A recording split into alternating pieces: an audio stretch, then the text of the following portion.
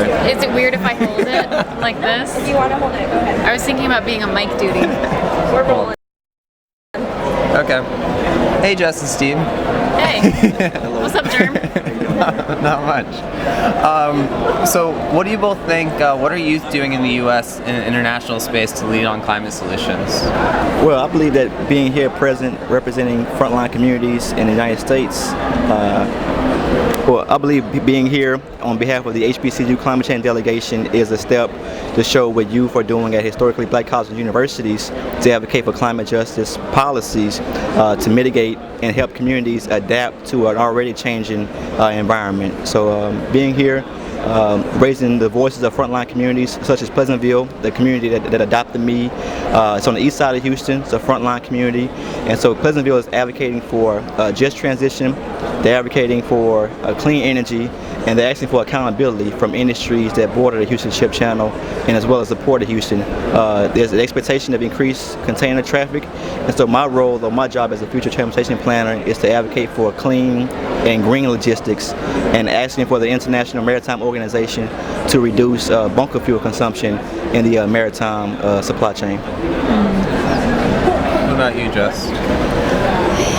Yeah, I mean, I think, and this might sound kind of soft, but I feel like a lot of just any community action that youth do right now really matters for getting anything done at the international level. A lot of times when we're here at the Conference of Parties, I'm sure y'all might have experienced this, but a lot of the spaces are primarily those who are not maybe considered youth anymore outside of their hearts or their souls. Maybe not even there for some of them. But a lot of folks really want to hear that youth are actually doing something on the ground, and whether or not we show up in this space, a lot of the times they want to know what we're doing at home. And so being able to say that you are doing something in your community and how your community is impacted by climate and bringing those stories here into the international space, I feel like that's a really impactful thing for the youth to do, because a lot of folks in the international space recognize that it really is, our future. It is us, the youth, who are going to have to, and already are, dealing with a lot of the, impacts of climate change. Mm-hmm. So what do you think? Well, I think it's, for us, what sustain us, and we're, youth from all over the U.S. focusing on advancing climate justice, sustainability, and each kind of bring stories from different communities and really trying to bring ambition into the negotiations. Yeah. And so really focusing on pressing the U.S., but other countries as well, to have a fair and just agreement. And so, for us, our delegation, we've been working with other youth to focus on a long-term goal, pushing for zero emissions by 2050, having loss and damage mechanisms strongly anchored into the agreement to support vulnerable communities, and also intergenerational equity, which I think is important for all youth to push in the negotiations. And so I think, bringing our own stories back home and then pushing for that ambition in the international space is important. But what do you both think about the role youth should play in these formal negotiations? Is it advocating for policies? Is it putting actions together? What are kind of the different ways to interact in this space? Well, I think it's all of the above, Jeremy. We touched on some of those in the initial question. Bringing those frontline voices here to Paris, having domestic actions here. For instance, you all have the 100% renewable energy photo op at the Eiffel Tower. That's a youth action, as well as being in college, following up on the White House initiative, having more HBCUs sign up for campus sustainability actions, and having the climate action pledge for universities. So that's how we can bring the linkage between domestic and international policy. Yeah.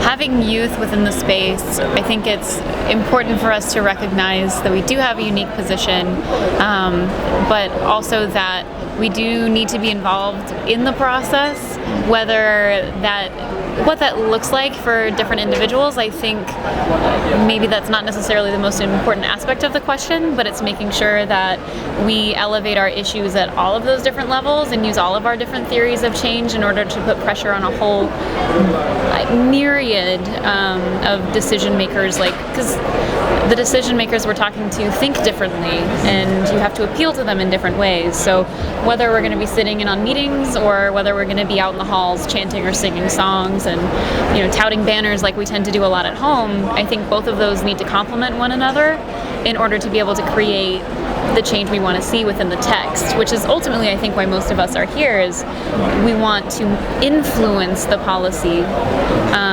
but making sure that we're able to influence it in a way that is genuine, I think, is also important. Being mini negotiators, I don't think is what most of us really want to be in this space.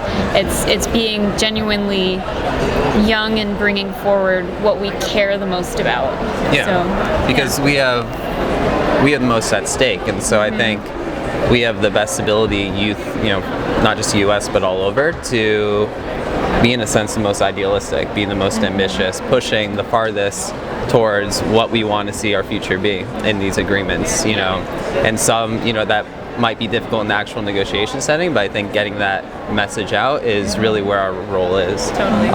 And not just within negotiation space, but getting that message out to others through media, back to the U.S., you know, and other youth internationally, collaborating with them to get that even wider in the international space. I think if we can do that, we've been successful at COP.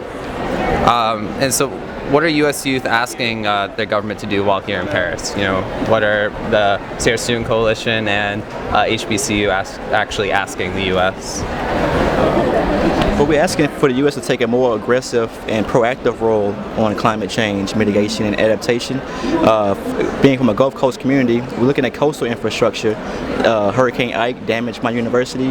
It damaged a lot of communities in the city of Houston, and so we're looking at infrastructure that will protect communities from storm surges, floods, droughts, and those vulnerable populations who are hit the worst and have the longest impacts on those communities. And so making sure that we build capacity for those communities through education, through resources, so that they can make sure that they can sustain and have a sustainable future, not just to demand our governments to do something, but making sure that communities are at the forefront, involved in policy, so that they can define what's genuine, what's authentic, and what is participation. So that's what we have to define, get more communities at the table to make decisions.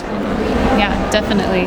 And I think, I mean, it's no secret that the United States doesn't exactly have the best track record when it comes to talking about ambition for climate solutions or talking about human rights or environmental justice even at an international level. And so, at least with the Sierra Student Coalition, we talk a lot about what it means to hold our negotiators accountable for community needs. Loss and damage is a mechanism that you mentioned. Sustain Us cares about, the Sierra Student Coalition cares about that a lot as well, because that goes beyond adaptation for people who are already feeling the impacts of climate change now, like folks in your community and folks in mine in California, where wildfires and drought are just taking pretty much everything we have, and also just really looking at it from a human rights perspective, because climate change really does have a huge impact on the people. And so talking about gender differentiated impacts of climate change and talking about indigenous rights when it comes to climate impacts, just looking at how people are going to be affected and kind of reminding negotiators that this is an issue of taking care of the people and this is an issue of taking care of their constituents, because these are our officials who are supposed to be representing us in this space. And so how do we express to them, like, you're negotiating away my future? They've been doing it since I was 6 months old. Yeah. And so just, you know, reminding them in this space of those issues, so like loss and damage and human rights, a lot of times, and even just agreeing to have an agreement, like not stalling everything and coming up with something that truly will maybe not necessarily solve our climate crisis we're currently facing, but to put us on the right track to deal with it. So. You've already talked a little bit about this, but can you explain a little bit about environmental justice issues in the United States? And then how does that motivate you to actually be here and advancing a fair and just agreement? And so under the HBCU delegation, it's co-spearheaded by Dr. Beverly Wright and Dr. Robert Bullitt, the environmental justice heroes and shero. And so they are training us as young leaders to advocate for clean energy and climate policies that will assist those communities. And so the environmental justice issues in the United States of America are incinerators, landfills, we're talking about concrete crushing facilities. These are all located in communities of color. And so although the United States of America is developing a more advanced, these communities are still impacted by our industrial activities, and so we have to make a transition towards more clean energy, more transparency in decision making. And so these communities have already historically been devastated by industry, and so going forward, if we don't make any adjustments, they're only going to continue to be dumped on. They're going to be the ones that hit the worst and the first. Like the community I'm working with in Pleasantville is right by the Houston Ship Channel, so if there is any type of explosion or flood, they're the ones that get hit the first. And so we have to make sure that those communities are protected because it's a human rights issue. That's what environmental justice is advocating for: human rights as well as civil rights in the United States. Yeah, I mean, I would just add, looking at the international level, some of us talk about like gender differentiated impacts, and looking at environmental justice, we even have to recognize within folks who live in frontline communities, there are differentiated impacts in terms of health. Like when you're living in a refinery community, there are a lot of endocrine disrupting chemicals and things like petroleum.